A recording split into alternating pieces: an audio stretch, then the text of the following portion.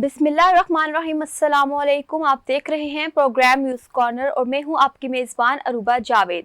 जैसे कि बजट पेश हो चुका है और नया बजट आवाम के लिए शदीद मुश्किलात का सामना ला रहा है।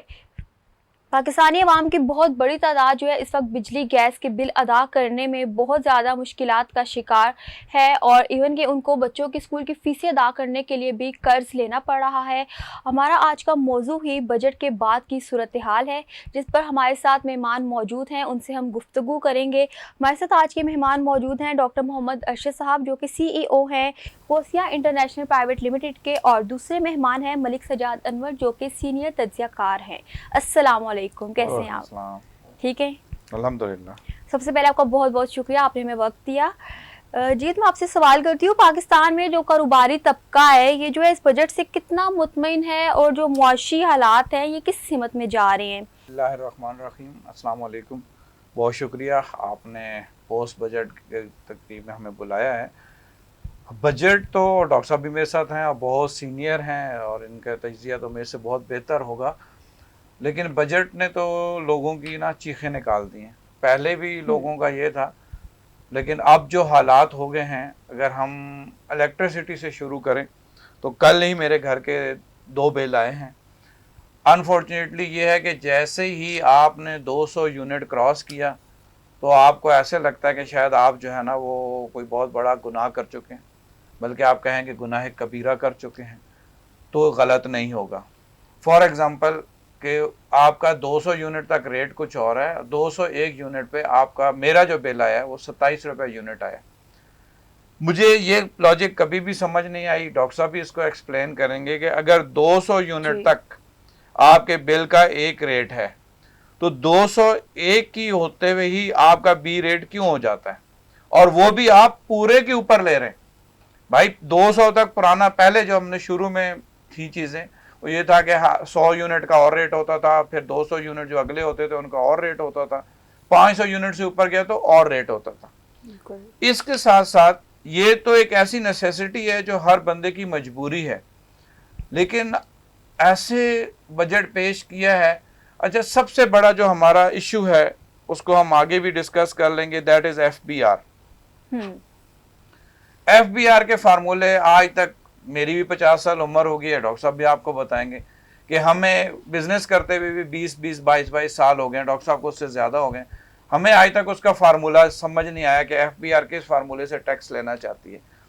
और अब वो कह रहे हैं, एक नई बहस छिड़ पड़ी है जी, फाइलर और नॉन फाइलर। बड़ा सिंपल फार्मूला है। मैं ये कहता हूं कि पाकिस्तान का हर बंदा इस वक्त फाइलर है। वो किस तरह फाइलर है कि हर बंदा मोबाइल का यूज करता है जी। जब वो मोबाइल में सिर्फ एक कार्ड भी फीड करता है ना, या 100 रुपए का बैलेंस भी पूरे महीने में बना भेजता है, लेता है, तो 100 रुपए पे भी वो टैक्स पे कर रहा है। तो इसका मतलब है अगर वो टैक्स पे कर रहा है तो वो फाइलर है। आप थ्रू FBR लोगों को क्यों फाइलर बनाना चाहते हैं? मैं अपनी एग्जाम, मैं एक बिजली का अगर बिल पे कर रहा हूं तो मैं उसमें गवर्नमेंट को 14 किस्म के टैक्स पे कर रहा हूं। तो अगर मैं 14 किस्म के टैक्स पे कर रहा हूं तो मैं फाइलर क्यों नहीं हूं? नॉन फाइलर की तो कहानी खत्म हो गई। आपने टैक्स लेना है ना। मैं कोई खाने की चीज खरीदता हूं, दूध का एक डब्बा खरीदता हूं, उसके ऊपर भी मैं GST पे कर रहा हूं, तो how why I am non filer? तो इस वजह से इस बहस से निकल के हमें जो है इस तरफ आना है कि हमारे लिए क्या चीज़ बेहतर है, क्या चीज़। सबसे पहले जो हमें, अगर अपने आप को नीचे, बजट को नीचे लाना है तो हमें प्रोटोकॉल ख़त्म करना है। जब तक हम प्रोटोकॉल ख़त्म नहीं करेंगे, हमारा 40-50% तो प्रोटोकॉल में खर्च हो रहा है। पेट्रोल, आप पेट्रोल बढ़ा दें, मैंने भी खरीदना है, आपने भी खरीदना है, ट्रैवल भी हमने करना है, आप बढ़ाएंगे, हमने खरीदना तो है ही, लेकिन 40% जो फ्री में पेट्रोल जा रहा है तो उसका हिसाब कौन देगा? तो इस वजह से इस बजट में गरीब आवाम के लिए सिर्फ और सिर्फ चीखें हैं और कुछ भी नहीं। अच्छा डॉक्टर साहब, आपके इस बारे में क्या कहना है? बिस्मिल्लाहिर्रहमानिर्रहीम। आजकल पूरे मुल्क में, बल्कि बाहर भी, हमारे पाकिस्तान के काफ़ी माशाल्लाह चर्चे हुए हैं। असम्बली से लेकर, सियासतदानों से लेकर, ब्यूरोक्रेट से लेकर, कारोबार से लेकर, बल्कि जितना भी ये बजट का मसला इशू है, मैं मुख्तलिफ़ मुल्कों में जाया करता हूँ ना, तो मुझे इन चीज़ों से आज तक मुझे नहीं समझ आई कि सियासी माहौल ऐसा वहाँ मैंने नहीं देखा, ना बजट का कभी शोर देखा है। तो अवाम इसलिए शोर ज़्यादा कर रही है कि ज़रिया आमदन पैदा अगर कारोबार चलते हो ना, तो टैक्स देना, खर्च करना महसूस नहीं होता। अगर इंसान एक अपनी आमदन पे तवज्जो देता है, बढ़ाता है, दिन रात मेहनत करता है, तो वो सोचता है कि चलें मेरे मामलात चल रहे हैं। अब ये वक्त आ गया कि कारोबारी आदमी भी कारोबार नहीं कर सकता, लेबर नहीं मिल सकती, कोई फिजिबिलिटी नहीं बन रही। सारे तकरीबन 90% जितने बिल्डर हैं वो भी फारग बैठे हैं, और भी जो मामलात हैं सारे मुल्क में अजीब किस्म की कफ़ियत हुई है। तो बजट तो हमेशा हमारा जितना भी हर साल जब से हम दे रहे हैं, इसी तरह ही चीखो पुकार करते हैं लोग, चंद दिन करते हैं, फिर उसके बाद खामोश हो जाते हैं। क्या करें, सब्र से काम लेते हैं। मगर मुझे ये लग रहा है कि अब सब्र से काम अवाम नहीं लेगी, क्योंकि इनको आगे कोई ज़रिया आमदन नहीं है, कोई कारोबार नहीं है, कहाँ से कमा के अपना रोज़ी रोटी और बिलों का बंदोबस्त करें।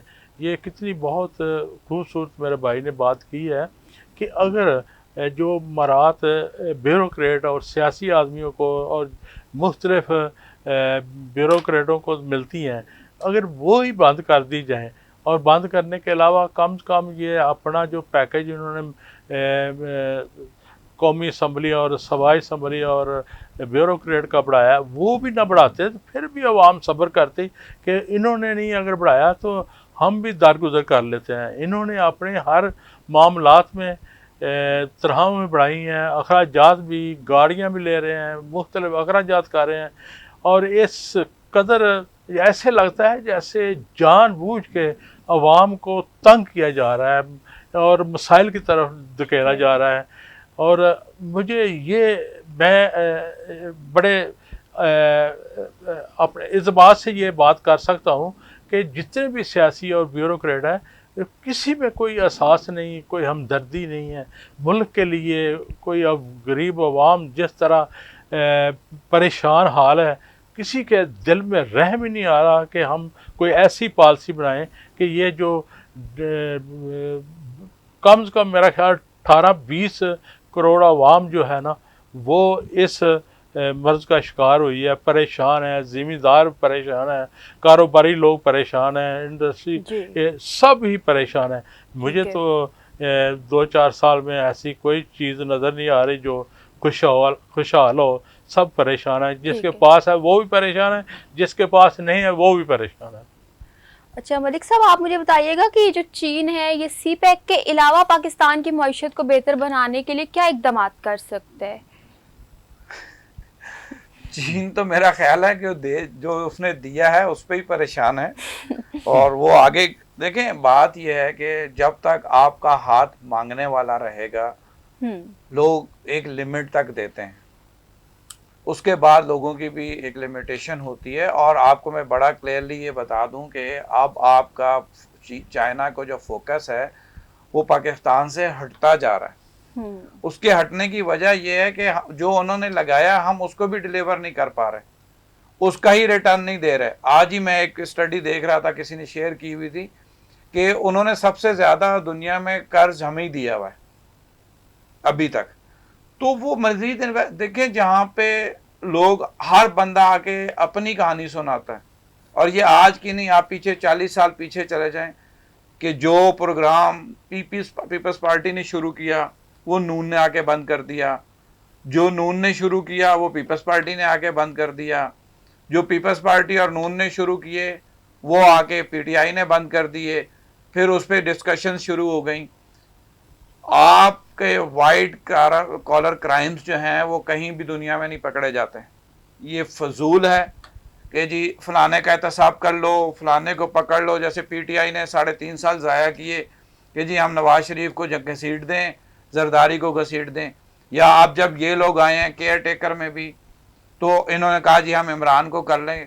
वाइट कॉलर क्राइम कहीं नहीं पकड़ा जाता। उसकी वजह यह है कि अगर गवर्नमेंट ने फॉर एग्जांपल मुझे 2 करोड़ रुपए का ठेका दिया है तो उसका टेंडर हुआ है, आप कैसे साबित करेंगे कि ये 2 करोड़ नहीं लगा, ये 40 लाख लगा है? क्योंकि पेपर तो आपको बता रहा है कि 2 करोड़ का ठेका हुआ है। अब मैं किसी को आगे दे रहा हूं, पॉलिटिकली दे रहा हूं या गवर्नमेंट को दे रहा हूं रिश्वत के तौर पे, अंडर हैंड के तौर पे, तो उसका तो कहीं रिकॉर्ड नहीं है। हम लोगों को, तमाम पार्टीज को खुदा के लिए इस बहस से निकलना होगा कि ये खा गया, ये मार, ये सिर्फ नारे हैं। जिसको सीट मिल जाती है वो आके कहता है जी ऑल इज वेल, जिसको नहीं मिलती वो कहता है जी यहाँ तो धांधली हो गई, यहाँ तो ये हो गया। क्यों? कि आपकी कमांड आपके हाथ में नहीं है। जहां भी दुनिया में, इंडिया को देख लें, मैं ओपनली कह रहा हूं, इस वक्त वो आईटी का, सॉफ्टवेयर डेवलपमेंट का, सॉफ्टवेयर कंपनियों का सबसे बड़ा हब है। उनके लोग दुबई से छोड़ के वापस अपने मुल्क में आके सॉफ्टवेयर की जॉब कर रहे हैं। हमारे यहाँ डॉक्टर, क्योंकि मेरी फील्ड डॉक्टर की है, तो हमारे यहाँ डॉक्टर बेचारे 80-80 लाख, 1-1 करोड़ रुपए की डिग्रियां करते हैं एमबीबीएस की, फिर 40-50 हज़ार की नौकरी के लिए जलील होते हैं। क्या कर रहे हैं हम अपनी करीम के साथ? पैसे लगा के भी हम डॉक्टर बना रहे हैं। क्यों बना रहे हैं? जब पहले की कंजप्शन नहीं है। पायलट, कल मेरा भांजा पायलट है, मैं उसके घर गया हुआ था, उसने मेरे कहा बेटा, वो कहता मामू 600 पायलट कोर्स करके बैठा हुआ है, एक पायलट का कोर्स करने के लिए 1.5 करोड़ रुपया चाहिए, और वो कहता है साल में 4 या 5 या 6 लोगों को जॉब मिलती है पायलट की। क्या कर रहे हैं हम अपने बच्चों के साथ? हम क्या कर रहे हैं? हमारे यहाँ डिस्कशन क्या हो रही है? पंजाब गवर्नमेंट में मैडम आके फरमाती हैं कि टिकटॉक बनाने के लिए काम करना पड़ता है।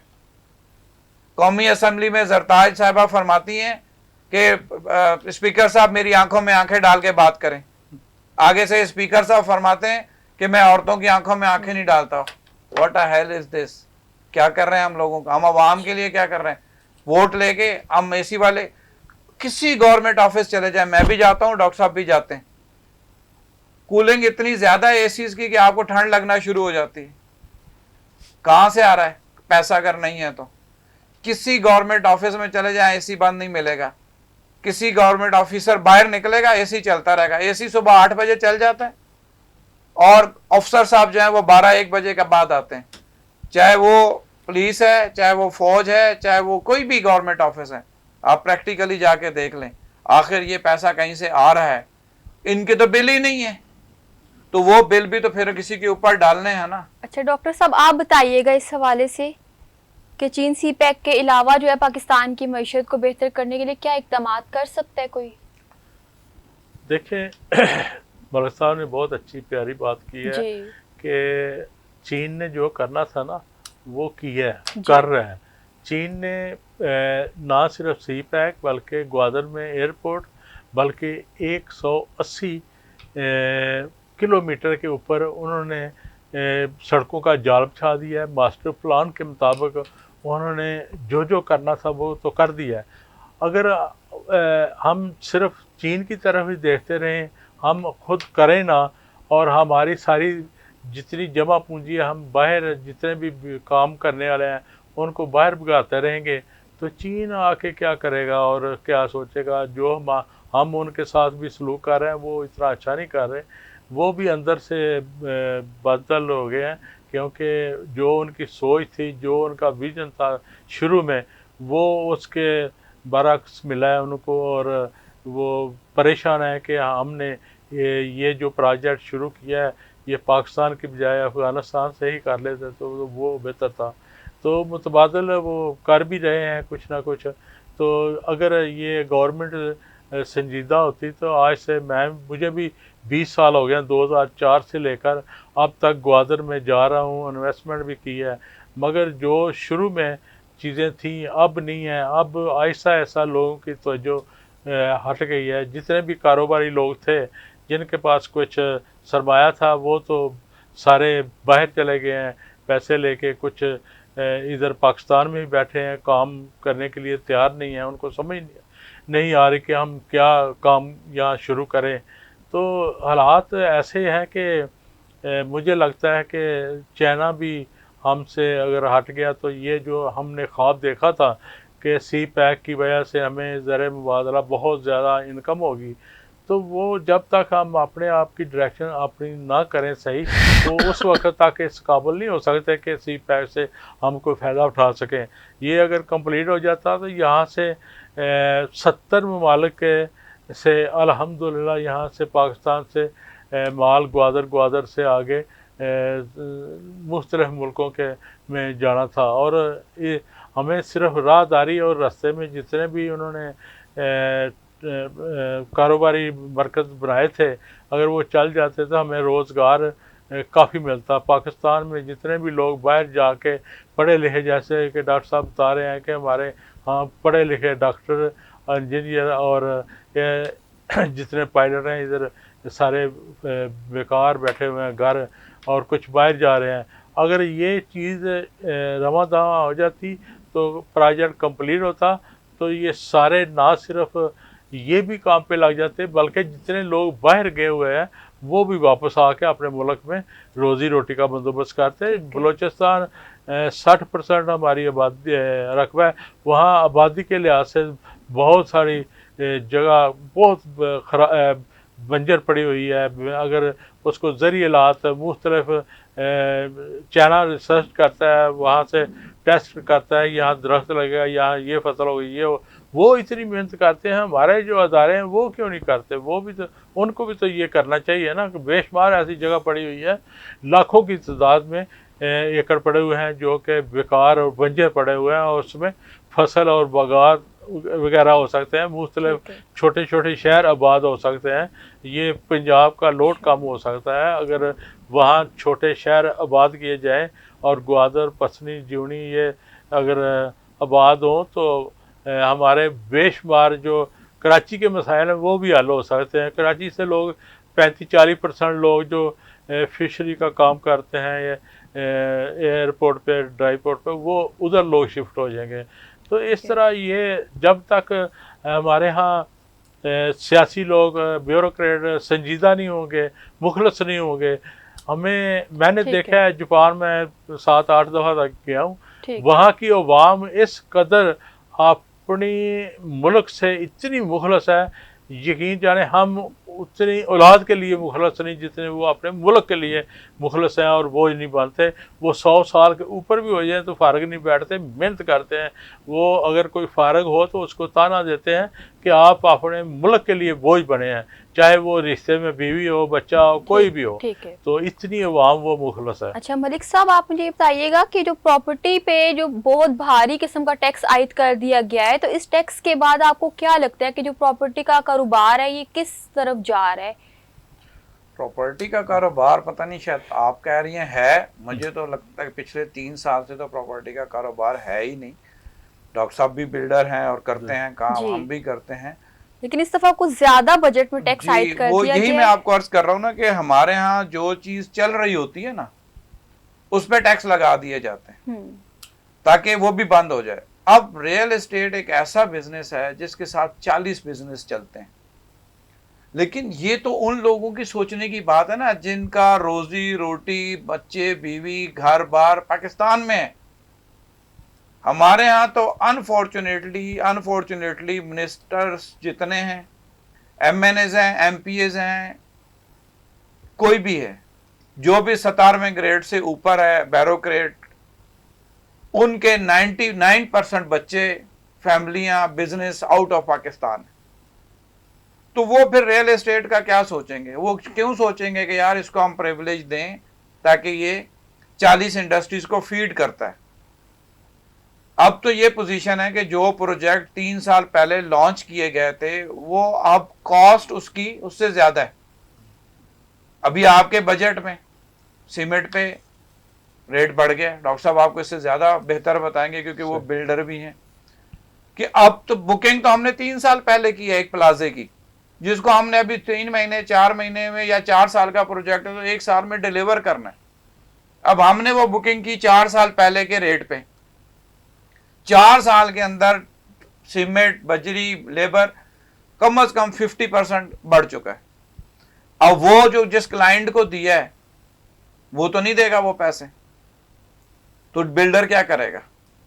या तो वो प्रोजेक्ट को रोक देगा और उस गरीब की जिसकी पूरे साल, फिर भी हम पे बात आएगी कि जी ये ज्यादती करते हैं, इन्होंने ये प्रोजेक्ट शुरू किया था, 4 साल के डिलीवरी का कहा था, 4 साल में प्रोजेक्ट डिलीवर नहीं किया। लेकिन जिन लोगों का पाकिस्तान में इंटरेस्ट है, अनफॉर्चुनेटली उनका गवर्नमेंट में या अपोजिशन में कोई रोल नहीं है, और जिनका पाकिस्तान में इंटरेस्ट नहीं है वो गवर्नमेंट में भी है और वो अपोजिशन में भी है। जैसे कल इमरान की पार्टी गवर्नमेंट में थी तो ये अपोजिशन में थे, आज ये गवर्नमेंट में तो वो अपोजिशन में। और किसी का भी एक आपको इलेक्शन लड़ने के लिए कम से कम 10 करोड़ रुपए चाहिए एमएनए का इलेक्शन लड़ने के लिए, तो वो 10 करोड़ मैं भी नहीं लड़ सकता, डॉक्टर साहब भी वो इलेक्शन नहीं लड़ सकते। तो जो 10 करोड़ लगाएंगे, इलेक्शन लड़ के आएंगे, वो डेफिनेटली 50 करोड़ कमाएंगे कि उन्होंने अगला इलेक्शन भी लड़ना है। तो जिसके पास 50 करोड़ रुपया होगा वो पाकिस्तान में क्या करेगा? किसी बैरक खोल के देख लें, कोठियां इनकी यहां जरूर हैं। मैं आपको चैलेंज करता हूं, आप प्रोग्राम ले जाएं सेनेट के अंदर, पूछ लें उनके बच्चे, कितनों के बच्चे एमएनए या एमपीए के पाकिस्तान में पढ़ रहे हैं, कितने ब्यूरोक्रेट्स हैं 18वें ग्रेड से ऊपर, 18वां ग्रेड और उससे ऊपर, उनके बच्चे और बीवी और उनका सारा पाकिस्तान में। उनकी रहायशें, गवर्नमेंट रहायशें खाली पड़ी हैं, सिर्फ वो साहब क्योंकि ड्यूटी करते हैं तो वो पाकिस्तान में, वो भी रिटायर होंगे तो वो भी चले जाएंगे क्योंकि उससे पहले पहले वहां बंदोबस्त कर लेते हैं। अभी पिछले दिनों एक बहुत बड़ा नाम कराची का चलता था, अभी उसका सुनने में आया कि उसके दुबई में इतनी प्रॉपर्टी है कि वो पुलिस ऑफिसर वो शायद कराची के अंदर डिफेंस में एक घर नहीं बना सकता था जितनी उसकी दुबई के अंदर। ये एक है स्टोरी जो ओपन है, उठा के देख लें। तो जब तक पाकिस्तान में जिन लोगों का इंटरेस्ट है वो लोग ऊपर नहीं आएंगे, तब तक पाकिस्तान में कोई सरमायाकारी नहीं होगी, चाहे वो कोई XYZ भी पॉलिटिकल पार्टी हो। अच्छा डॉक्टर साहब, आप बताइएगा इस बारे में, ये जो प्रॉपर्टी पे टैक्स लगे हैं इसके हवाले से कारोबार किस तरफ जा रहा है? इसमें मलिक साहब ने बहुत अच्छी वजाहत की है। देखें, ये जो एज ए बिल्डर हम काम कर रहे थे, जितने भी लोग हैं मेरे दोस्त भाई, उन्होंने मेरा ख्याल है 95% लोगों ने बंद कर दिया। जो 5% कर रहे हैं वो भी प्लाजे कंप्लीट हो चुके थे, इसलिए उन्होंने फिनिशिंग वगैरह कर रहे हैं।